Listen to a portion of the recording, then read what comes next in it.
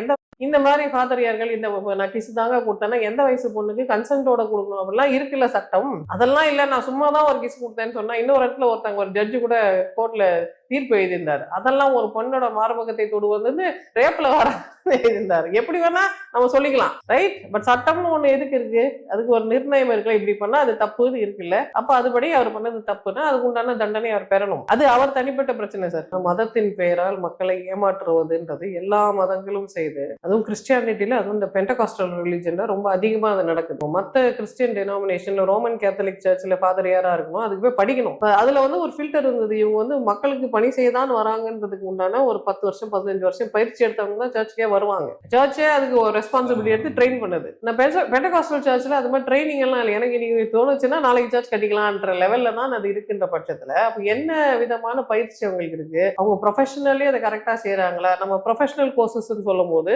Doctor engineer எல்லாம் சொல்லுவோம். சர்ச்ல வேலை செய்யற கிளர்ஜி கூட ப்ரொஃபஷனல் கோர்ஸ் தான். நம்ம பொதுமக்களுக்கு சொல்ற விழிப்புணர்வு என்னன்னா, இப்பயாவது தயவுசெய்து முடிச்சுக்கோங்க. இந்த பெண்டகாஸ்டல் சர்ச்ன்ற பேர்ல அன்ட்ரெயின்ட் அன்ப்ரொஃபஷனல் பீப்புள் உங்ககிட்ட இந்த கதையெல்லாம் சொல்லி ஐடியாவெல்லாம் வைத்து காசு வாங்குறாங்க. கடவுளை கூட பேசுறாரு.